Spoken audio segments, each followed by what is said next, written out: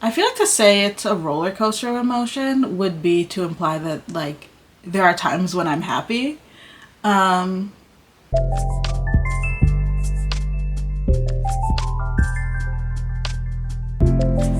Hello.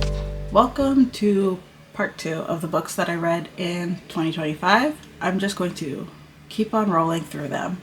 Starting with number 11, I read Harriet Tubman live in concert by Bob the Drag Queen. So, I do follow Bob the Drag Queen. I'm a fan. I watch him on YouTube and on TikTok and all that. I was hearing about this book a lot. I'm not the type of person to read a book by a famous person just because, like, I'm a fan or because they're famous.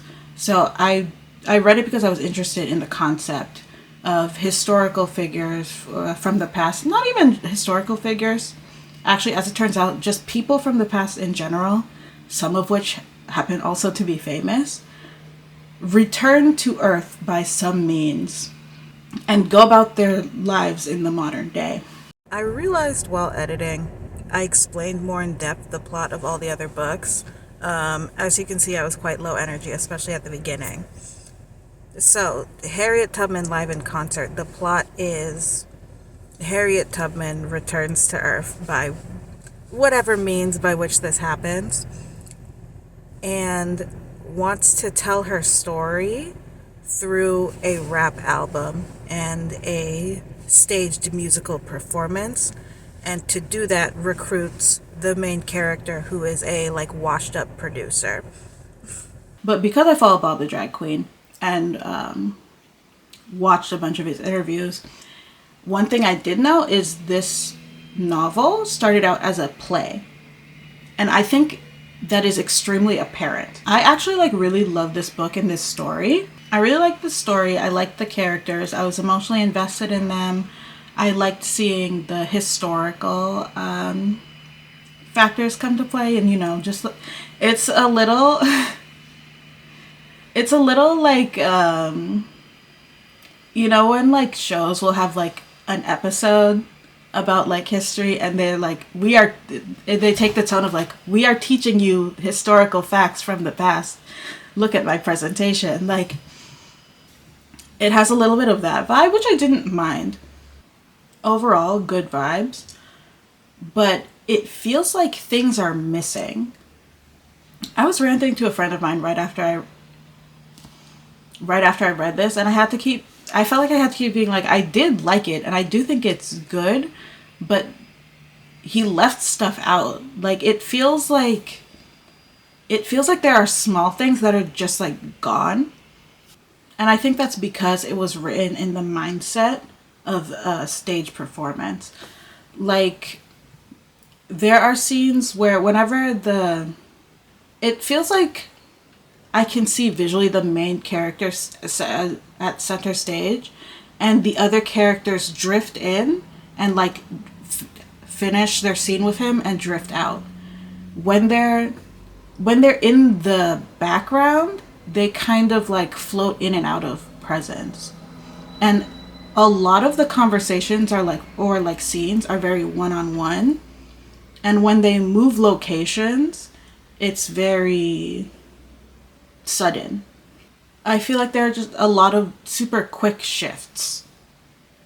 I feel like there are some descriptions that aren't very present, and it's like there's no explanation for like how all these people from the past got there or came back. It seems like they come back just like as adults of varying ages. I don't know if they age and if they'll die. They're just like there. It's not mentioned if this is like magic or technology or like what. They're just there. Like, even the first scene, it starts very suddenly, like almost. It's hard for a beginning to be abrupt, but I felt like even the first scene was very like, oh, we're in it. I do think also, keeping with the theme of I don't like humor, not even I don't like humor, I do like jokes. There are certain like things or like jokes that happen, And I could tell, oh, the author was like laughing at this and included this as a joke to be funny, and it was just not funny to me.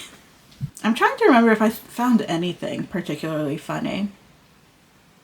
I found it enjoyable. It was also very dramatic. But overall, for what it is, I think it did pretty well. Next book, number 12. I read Chromophobia by David Batchelor. It's a nonfiction essay about like color psychology, not color psychology, but like color in society, and what the erasure of color, or this like pull back from color, and the push towards like neutrals and minimalism and all white and this and that, like it says about society, or at least that's how it was like pitched to me. So when I read it, I was kind of disappointed. I feel like I didn't gain much from reading Chromophobia. I feel like I wasn't like locked in on it.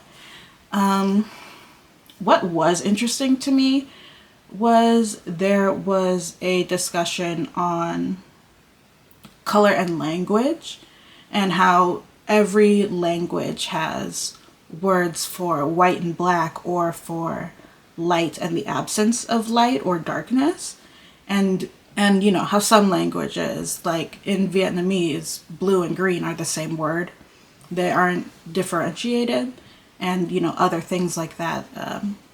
That portion of the book, like, that was fascinating to me, but it was referenced to another book and other research. Nothing much from Chromophobia stuck with me, and I didn't feel actually like there was a huge statement on society. There was some presence of it, but whenever I've heard people talk about this book, they talk about how like revolutionizing it was for them, and how like they became committed to bringing color back to the world after reading this book. And I just like didn't get that at all. Maybe this is another book I would have to like revisit to actually like get into it deeply. I did feel like when I was reading it, I kept getting very distracted. But that could also just be that I wasn't interested in it. But also sometimes like I just have to be in the right headspace to receive a book. But I don't know, I was unimpressed. Read number 13 was The Haunting of Hill House by Shirley Jackson. I have read this multiple times, and I did make a full video just about me reading Haunting of Hill House, so I'm not going to go that much into it. I know that I like this book a lot. And actually, after reading it, I watched the movie, the Alfred Hitchcock adaptation, which is closer to the book than either the 2000s movie, The Haunting, or Netflix's series, Haunting of Hill House. Both of those, not doing nothing from the book, really. I actually watched The Haunting, the like 2000s version, when I was like a little kid. I shouldn't have been watching it. But I'll say it did not move me at all, to the point where like there's a kill in the movie that when I watched it, it did not affect me at all. And I was a child, and I was just like, okay. I shouldn't have been watching that movie, but I guess it didn't matter. Anyway, love The Haunting of Hill House, love Eleanor, love Theodora. Every time Theodora is introduced, or rather, every time I read the book and Theodora is introduced, I'm like, Theodora! Yay! I love her so much. I really did not used to be a rereader, and when I'm trying not to reread books, it's so that I can find new books that I love the way that I love this book. You know what I mean? I had to give it to myself because I was in such a reading slump. Moving on very quickly into book number 14, I read Mickey 7 by Edward Ashton. I I read Mickey 7 because one of my favorite movies of last year was Mickey 17. I watched Mickey 17 and Sinners, I think very close to each other. Actually, probably not, because I saw Mickey 17 in theaters and I saw Sinners in theaters 2 times. And I don't think they released super close to each other. But anyway, those are my movies of the year. And I really watched Mickey 17 for Bong Joon-ho because I like his work as a director. And I ended up becoming more interested in the story. When I was reading up about Mickey 7 as the source material, I decided I wanted to read it because I thought it would emphasize different themes than the movie did. And I was right about that. Unfortunately, I did not like most of the book.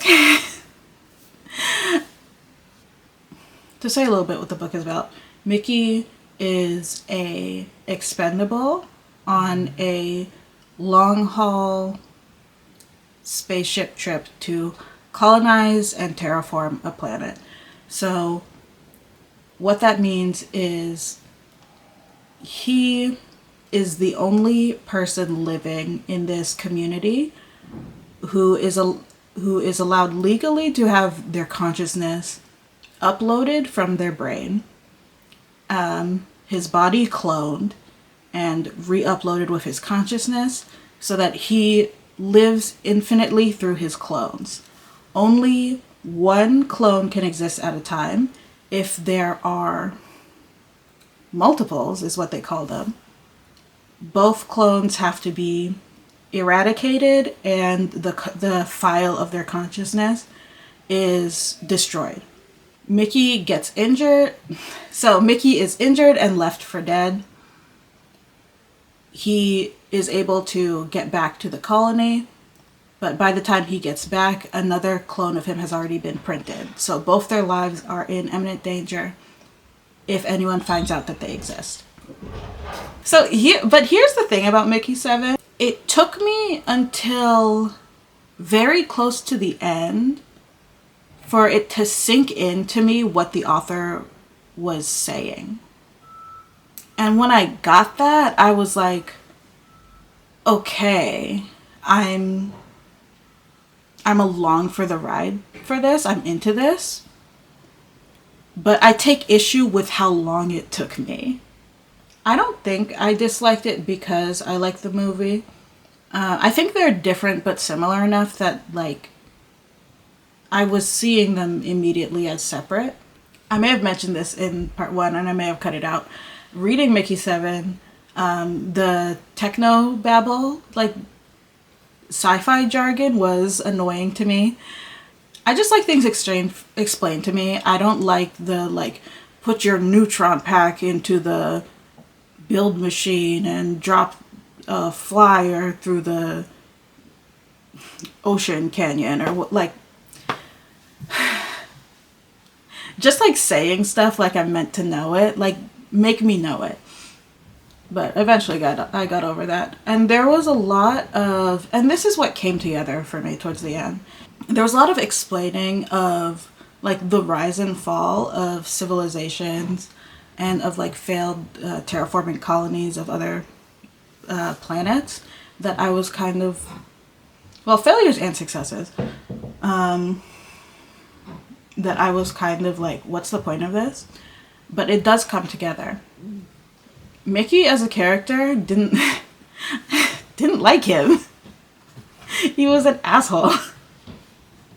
I did want to spend more time with Mickey 18 and, like, feel the difference between the two characters. But because they can't be seen together, they just, like, kind of bicker at each other a little bit and then, like, run away. And I think 18 particularly, I wanted more depth from emotionally. I wanted them to have an emotional connection to each other. The story was enough to, like, keep me reading, but it was kind of slower than I thought it was going to be. I think it had weirdly, like, a military fiction type of feeling. I'm not sure why. Maybe it was the narrator's voice, but that doesn't make... I know that doesn't make sense, but the audiobook narrator to me gave military fiction, in combination, obviously, with the text. Like, I felt like I could hear a mustache. But that could also be, like, you know, the imperialism and colonialism. Maybe something in my mind is connecting it to Starship Troopers.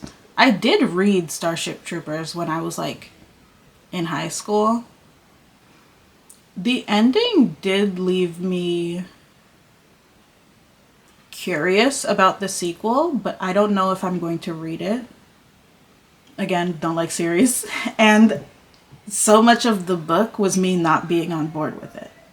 So it's kind of like, if I, like, struggled through this, why would I pick up the second book?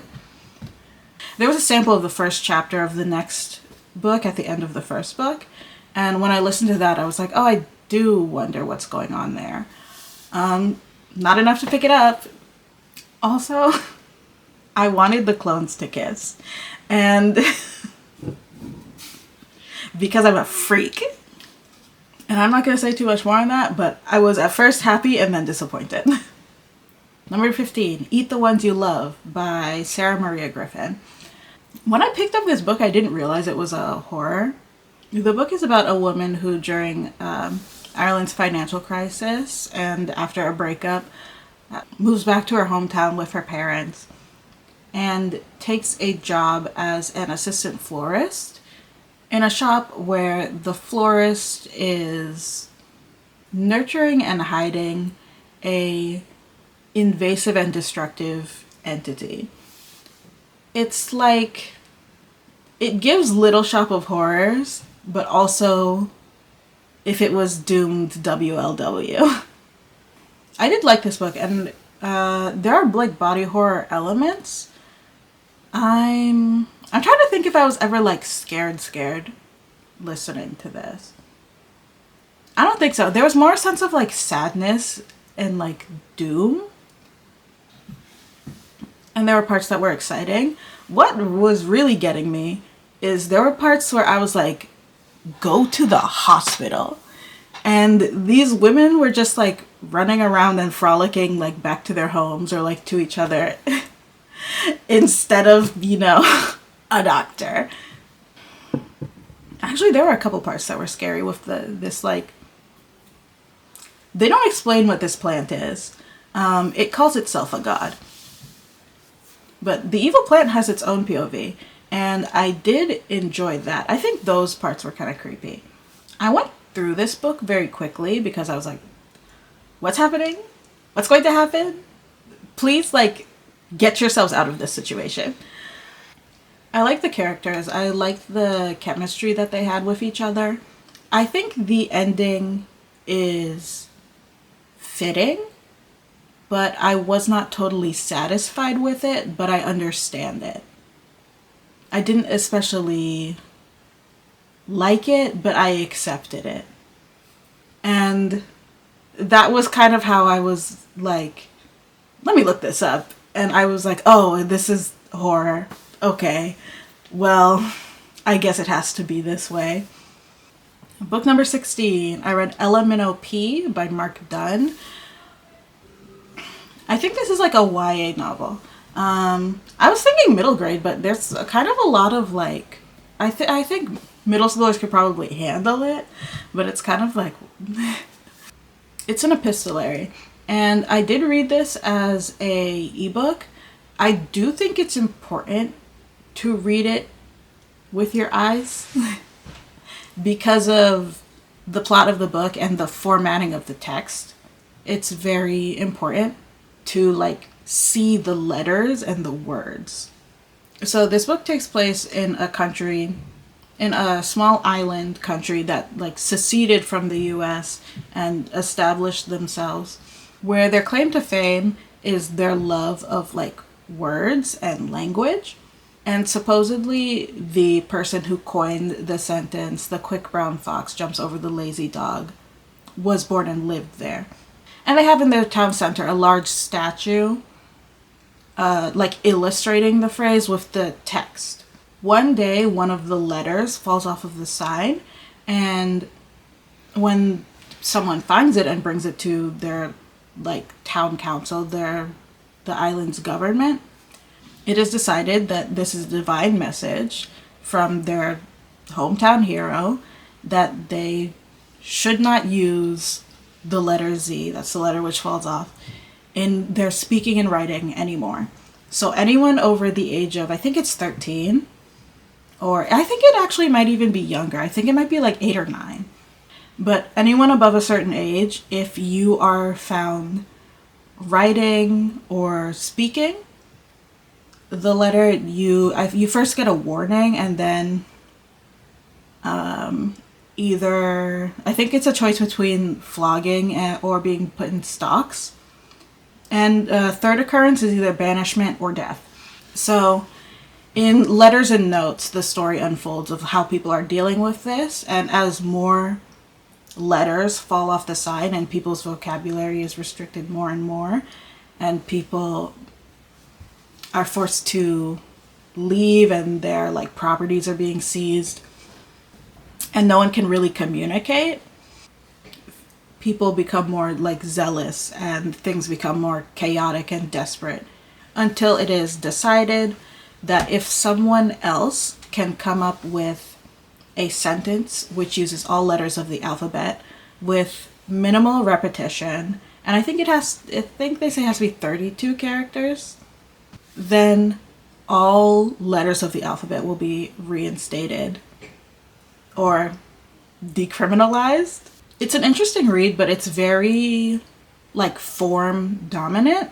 The relationships are like, it's hard, at least for me, to feel like deep chemistry between all of these characters through journal entries and letters to each other and notes left on the kitchen table or like slipped under the door. Things do feel like they're getting more and more dire as time goes on. There is this sense of fear and danger. I feel like that is very present. And I feel like that is more like the point of the story. Anytime something like romantic was happening, I was like, that's sudden. Because, you know, we don't see these characters interacting face to face. They're just like, oh, tell my cousin, this guy's hot. Send the letter. We're getting married.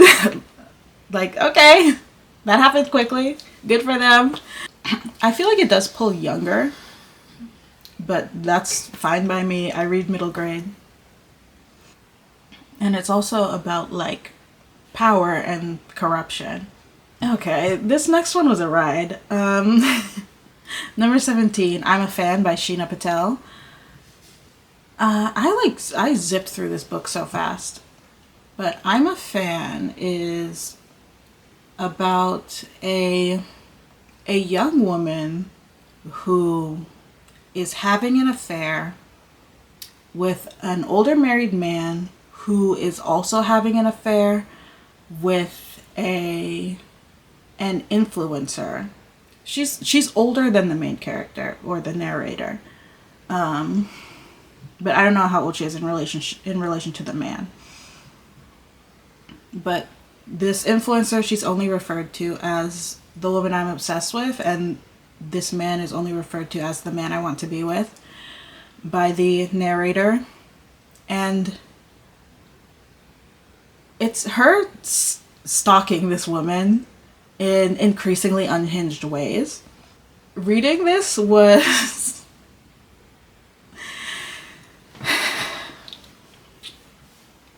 I wanted to scream many times. This book is so unhinged, but like this book is also about privilege and the desire for privilege and the obsession with gaining privilege through proximity to powerful people. Like when this character talks about why she wants to be with this guy, none of it makes sense. Like romantically, their relationship, she gains nothing from it. Sexually, she gains nothing from it. Socially, she gains nothing from it. but she wants to. Like, the way I wanted to scream when I found out some of the details of like her relationship to this guy, I was like, what is he giving to you? What are you gaining from this? And also, in this in the state that she's in, this woman, she has her own boyfriend and she is abusing him. This book is not like comfortable to read. This character is like pitiable but not likable. I'm like I was freaking out. I was like, my head's going to explode. To the very end, I was like begging her to come to her senses and like free herself. I feel like to say it's a roller coaster of emotion would be to imply that like there are times when I'm happy. It's more like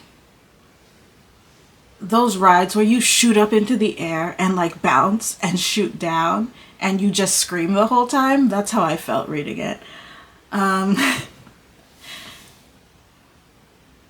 If you need to like people in books to enjoy them, you probably wouldn't like it. But if you like weird little freaks and social commentary, I think this book is a worthwhile read. Number 18, Redemption in Indigo by Karen Lord. Finally, some good food. Redemption in Indigo made me feel what I think The Maid and the Crocodile was trying to make me feel. I was shipping this woman with this god very much. But it's not a romance.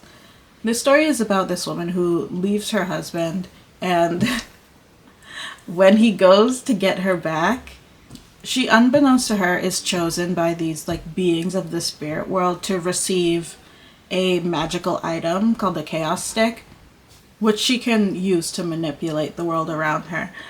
And the spirit whom the power belongs to comes to get it back. And he like takes her on a journey to like understand the power that she holds, to convince her to give it back to him, because he can't take it from her by force. She has to give it willingly, and in her heart she has to let it go willingly.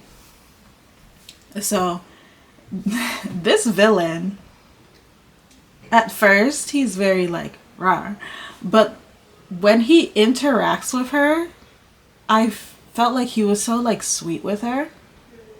I feel like it happened in a way that made sense. Like, I feel like he was just decent to her. If you know what I mean. It was like, it was giving he just respects people. And there are also other things that are happening concurrently that are like little folkloric stories in and of themselves. And those were like entertaining and enjoyable.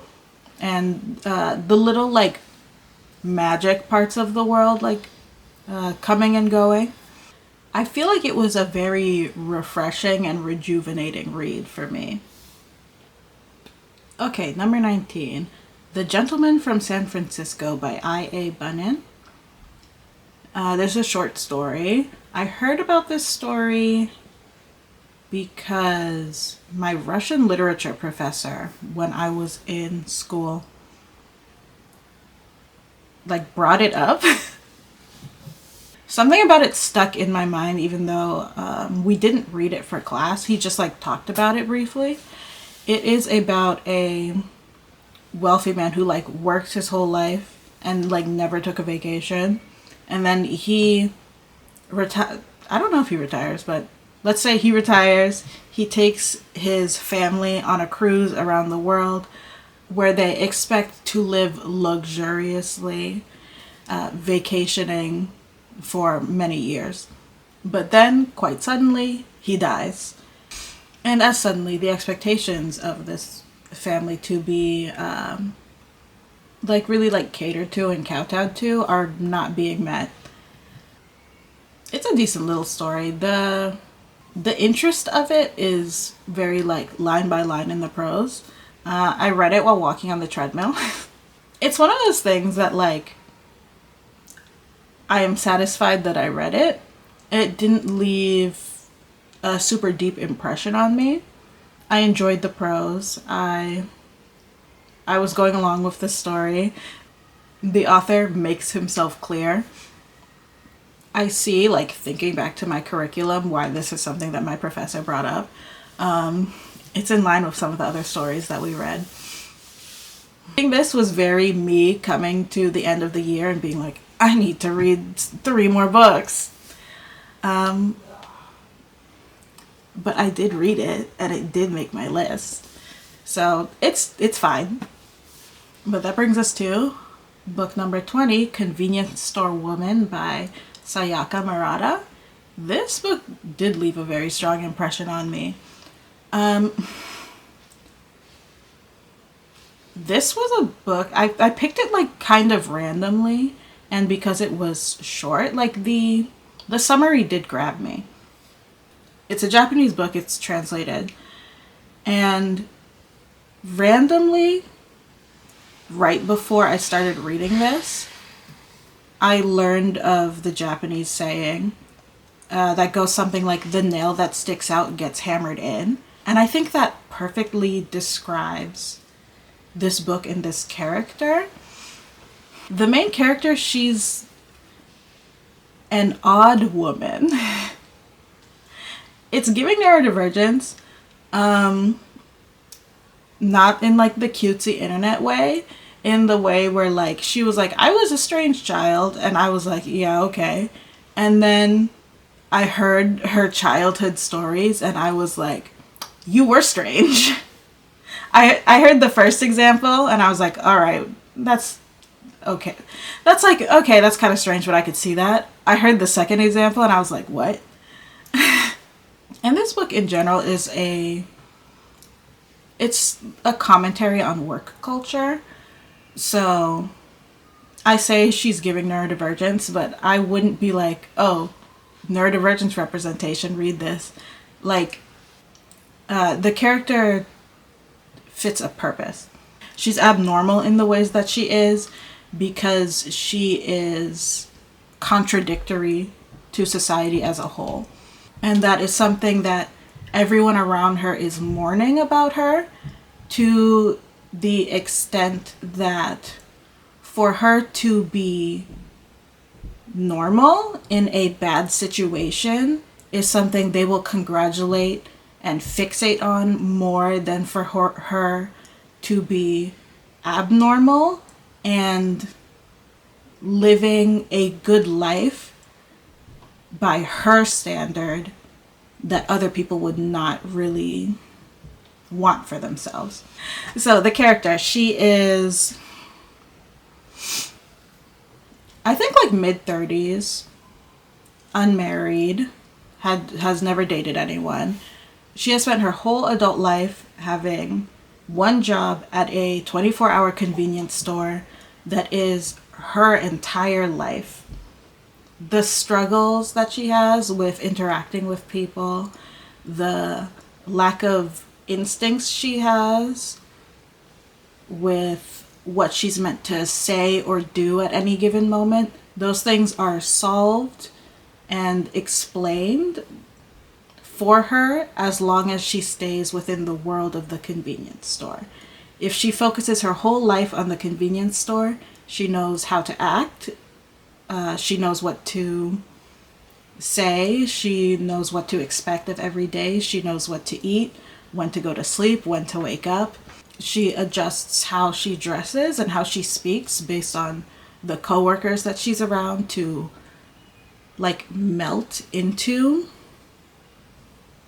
society and appear as normal as possible. But because she remains single and unmarried, and because she has a job that people see as like low social capital, instead of having a powerful, high-paying job as one of her other unmarried friends has, she has this She has this job that people think of as for students or housewives who are bored at home or who want to bring in some extra money. Or like it's like a type of job that has a transient workforce, but she's been there for 16 years. Oh, I guess she's 32. I think she starts when she's 16. She wants essentially for people to stop trying to disrupt her life or poke into her life in terms of her not having a man. And to do that, she moves a man into her house. He's a horrible man, and he disgusts me. When it comes to like her convenience store life, on one hand, I was kind of like, this is the thing that makes you feel happy and fulfilled in your life, so hold on to it. But on the other hand, I was like, but you are a prisoner to capitalism. Like literally her whole life is work, and work for which she's not being paid well, and she can just barely afford to live. Like she's like paycheck to paycheck, and it's like physically demanding and long hours, but it's the only place she feels normal and complete. And then with this horrible man, it's like people around her are like, okay, you're becoming normal, good job, keep doing this, even though their perceived relationship would be extremely bad, especially for her. Like, this guy is a leech who's taking over her life, and her friends and family are like, good job, yes, good. I think the book is very interesting, and I liked it a lot. I really thought it was going to go in a different direction. I did not think fully that it was going to be romantic and she would fall in love and all that. But I thought she would like meet a friend at least.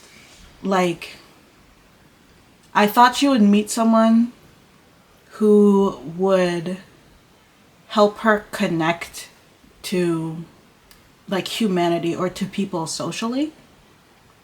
And I think that would not necessarily be a worse story, but that would be a different story, and that would be like more stereotypical type of story.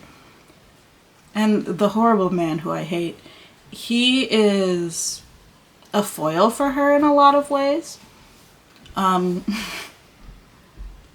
So it's horrible to see into his mindset, but it's also like she, and therefore also the reader, can like see through him so like clearly and immediately, and that's also very interesting. I would recommend this book. I liked it a lot, and it was truly just like random. I was like, I've kind of heard of this, I think, okay, and checked it out. Okay, we're nearing the end. 21 and 22 are both Beowulf.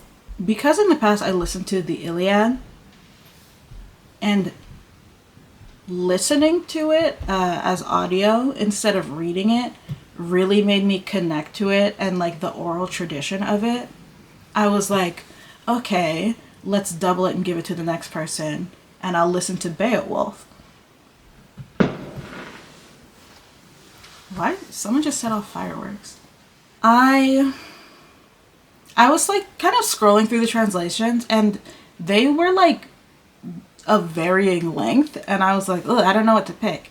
So I picked the Seamus Heaney translation, abridged, and I picked the Maria Dahvana Headly translation, which is a more modern translation, which uses profanity and slang, and I've got to talk about that. I hate Beowulf. The whole story collectively, I just hate it. I found it to be confusing and difficult to follow. And I didn't like or support any of the characters and what they were doing or getting into. I did not feel emotionally connected or invested in anyone. I did not feel I gained any value from reading it.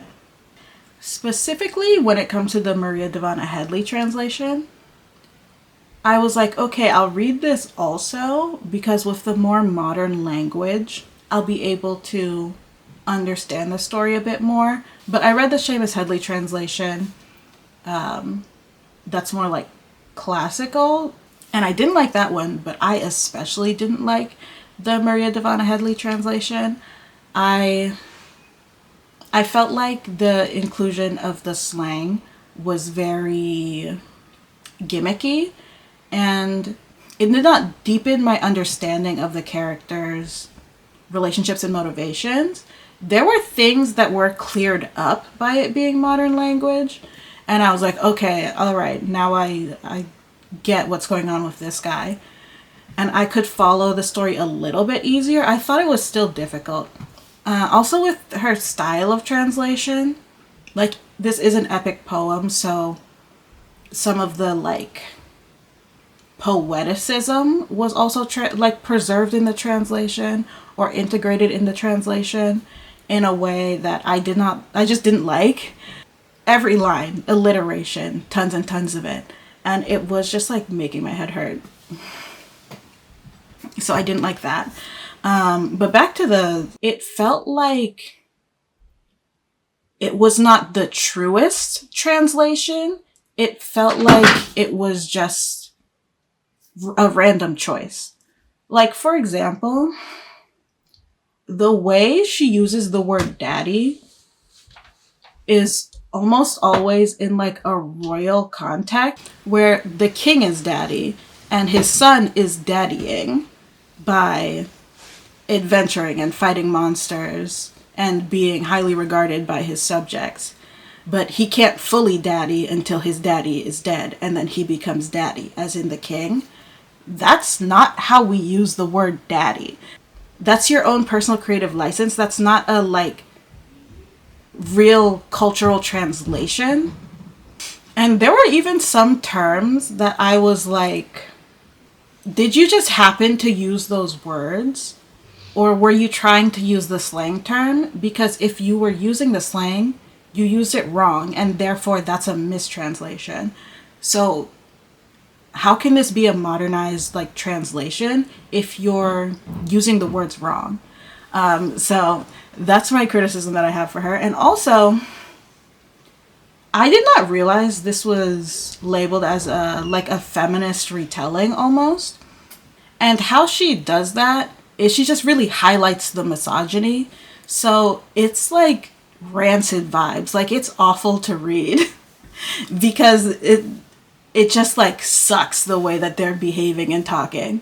But the thing is, I didn't need a feminist retelling to show me that, because I already read it feministly, in that when I was hearing like the more like classical translation, the things she was trying to highlight, I already picked them up.